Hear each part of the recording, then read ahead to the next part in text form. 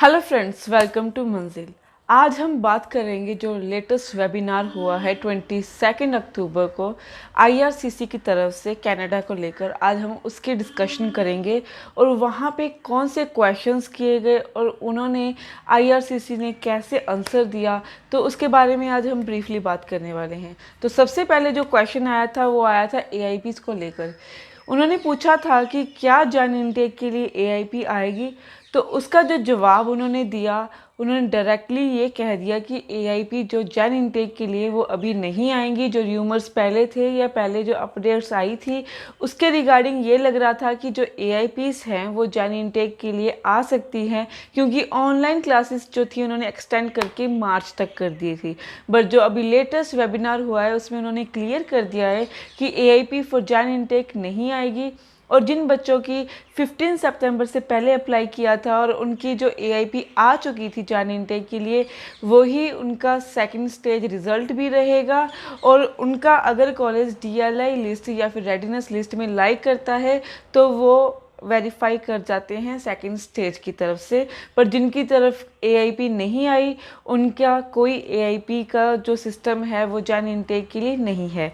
उसके बाद ये क्वेश्चन आया गया कि जॉन इनटेक का जो डेडलाइन है वो कब है।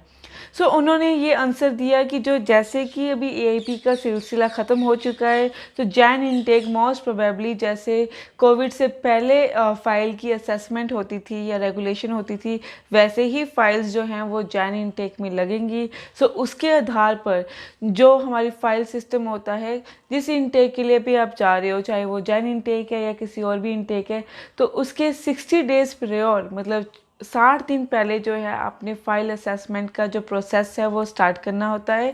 तो अगर मैं ये कहूँ कि अगर आपने जॉन इनटेक के लिए करना है तो अक्टूबर की लास्ट और नवंबर की जो स्टार्टिंग है, ये आपकी डेडलाइन मोस्ट अप्रॉक्सीमेटली रह सकती है।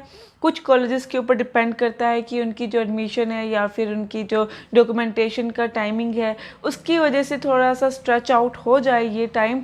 बट जो मोस्ट प्रोबेबली जो टाइम है हमारा वो नवंबर की स्टार्टिंग और अक्टूबर की लास्ट ही रहेगी। इसके बाद जो है क्वेश्चन आया था रिज़ल्ट ऑफ सेकेंड स्टेज को लेकर कि जो सेकेंड स्टेज जो आ रही है बच्चों की, उसके रिज़ल्ट कैसे होंगे। तो उन्होंने बड़ा स्मार्टली आंसर दिया। तो उनका आंसर ये था कि जिस बच्चे की डॉक्यूमेंटेशन कंप्लीट होगी वही उसका रिज़ल्ट होगा सेकंड स्टेज को लेकर। मतलब कि जिनका वीज़ा आ चुका था, जिनका बायोमेट्रिक हो चुका था और जिनको अभी पासपोर्ट रिक्वेस्ट आ रही है, उनको ही कंप्लीट डॉक्यूमेंटेशन की कैटेगरी में लाइक कराया जा रहा है और उनको ही सेकंड स्टेज का रिज़ल्ट डिक्लेयर किया जा रहा है। सो इट मीन्स अगर आपकी डॉक्यूमेंटेशन कंप्लीट है, अगर आपके पास स्टैंपिंग वीज़ा है, तो आप सेकंड स्टेज के रिज़ल्ट की कैटेगरी में लाइक करते हैं। इसके बाद जो क्वेश्चन आया था वो था बायोमेट्रिक को लेकर।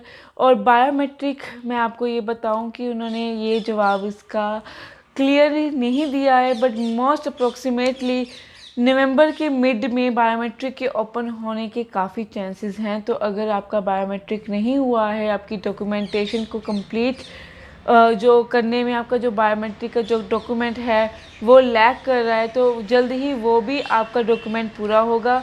और जब आपका वो डॉक्यूमेंट पूरा होगा उसके बाद आपकी जो पासपोर्ट रिक्वेस्ट है वो आनी शुरू हो जाएगी। Then you can further apply for your travel restrictions.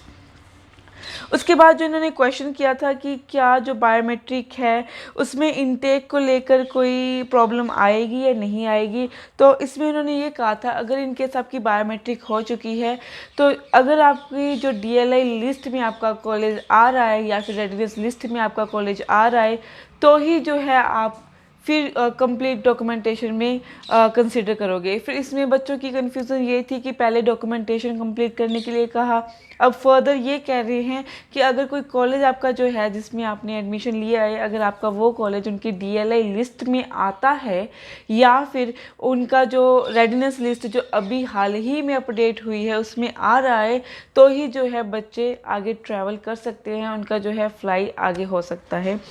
और इसके बारे में इन्होंने फर्दर नहीं कहा है, इसी को ही थोड़ा सा इन्होंने गोल मोल कर दिया है। अगर रेडीनेस की बात करें या DLI की बात करें, अगर इसमें इस कैटेगरी में आप पहुंच जाते हो, उसके अकॉर्डिंग आपकी डॉक्यूमेंटेशन कंप्लीट होनी चाहिए। बट उसके बाद भी आपका ये बैरियर है कि आपका कॉलेज लाइक कर रहा है नहीं कर रहा है, उसके बाद कहीं जाके आपकी जो है वो आपकी ट्रैवल रिस्ट्रिक्शन ख़त्म होगी और उसके बाद आपको प्रायोर किया जाएगा कि आपकी प्रायोरिटी सबसे पहले होगी या उसके पहले वाले बच्चे जो बैठे हैं उनकी होगी। इसके बाद एक गुड न्यूज़ लगा लो या फिर क्या भी लगा लो कि जिन बच्चों को पासपोर्ट सबमिशन रिक्वेस्ट आ रही है या एप्लीकेशन आ रही है, उनके लिए गुड न्यूज़ यही है कि एम्बेसी सिर्फ उनको ही पासपोर्ट जो रिक्वेस्ट है भेज रही है जिनका वीज़ा उन्होंने अप्रूव करना है। सो अगर आपको रिक्वेस्ट आ रही है या आ चुकी है सो कंग्रेचुलेशंस, आपका जो ट्रैवल है वो जल्द ही आएगा, क्योंकि वो सिर्फ उन बच्चों को दे रहे हैं जिनका वीज़ा ऑलमोस्ट वो देना चाह रहे हैं, जिनको वो कंपाइल कर रहे हैं, जिनकी रिस्ट्रिक्शन सब ख़त्म कर रहे हैं। इसके बाद आ रहा है कि बच्चों ने ये पूछा था कि जो DLI लिस्ट आई है, जो रेडीनेस लिस्ट आई है, क्या वो फाइनल है? जो ये इस क्वेश्चन का मैं आपको अगली वीडियो में दूंगी। इसके अलावा अगर आपको कोई भी क्वेश्चन या क्वेरीज हैं तो आप नीचे के दिए नंबर पे कांटेक्ट कर सकते हैं या फिर डायरेक्ट ऑफिस भी आ सकते हैं। सत श्री अकाल।